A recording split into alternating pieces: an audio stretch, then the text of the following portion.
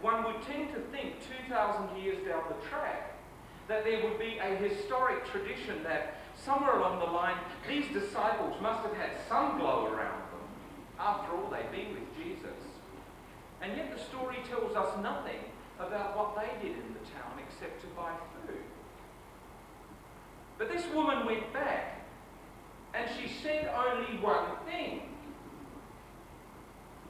Come and see this man who told me all I ever did. Now, I don't know about you, but I know what my life's been like.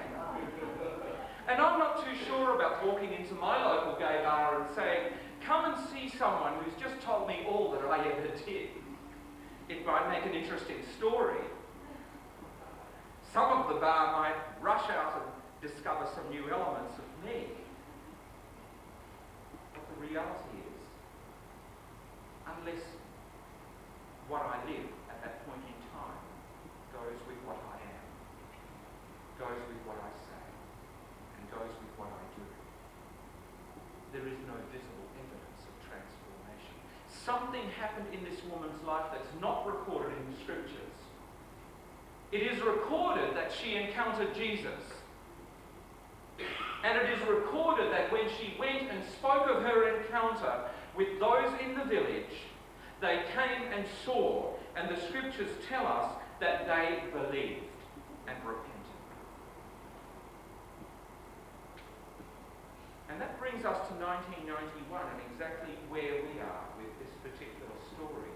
Because I believe in some small way, each and every one of us identifies somewhere along the line. If we're socially ostracized, perhaps we identify. If we've never been accepted by the institutions of life, perhaps we identify. If somewhere along the line our own community has trashed us for our lifestyle, perhaps the amount of lovers that we've had or what we've done with them, we can identify. If somewhere along the line we have felt misused, ostracized, alienated, we have somewhere in here to identify. And tonight again I bring you two portions of good news. The first one is that if you've never had that kind of encounter that makes you feel inclusified in God's creation, here you find in this church an opportunity to experience that encounter.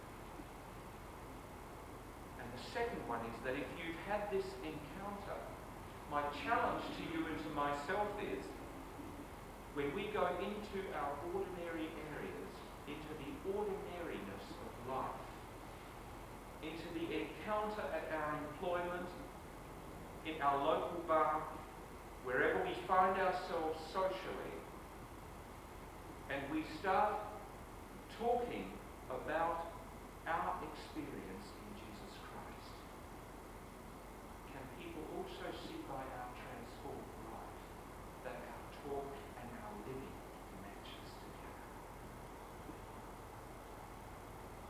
In 1991, it's pretty difficult to be a Christian. Many tell us that we live, in a sense, in a post-Christian era.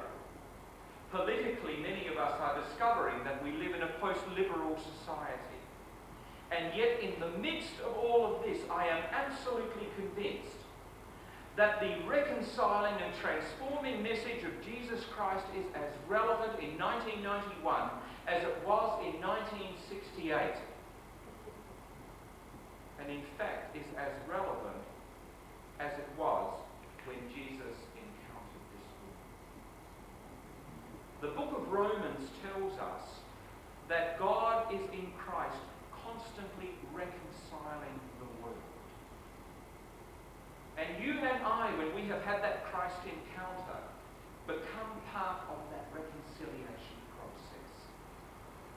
You and I have the unique privilege of using the ordinariness of our lives to reach out and to be the voice and hands and touch of Jesus Christ to provide that transforming experience for someone else. This world is filled reminded of a story that I've mentioned a couple of times before. Back in the Second World War, Australia didn't experience bombing very much, but the very northern city of Darwin was bombed on a number of occasions. And there was a hospital up there that was run by the community. It was the town hospital. It wasn't quite a city then. And there was a director of nursing who had been at that hospital for many years, and in those days they still called directors of nursing matrons. And one evening the alarms went off, and the planes came over, and all the commotion started, and all the staff ran out of the staff quarters towards the shelters. And as the medical superintendent is running towards the shelters, he saw the director of nursing running back towards the nurses' home. And he said, "Matron, what on earth are you doing?" And she said, "Doctor, I'm going back to get my teeth." And he said, "Matron, come along, it's bombs they're dropping, not sandwiches." My question to you is, when you encounter people as a Christian with your expectations and their expectations, what is it they will be left with? Bombs or sandwiches? What will the encounter of seeing Jesus Christ in you do to the person that you meet with? We have so many examples in the gospel that really are not transcendental or mystical or magical examples. Here is Jesus Christ, and by the emptying of himself to allow God to work in a reconciling process, transforms not one person, but through that one person, a whole village. What will we do?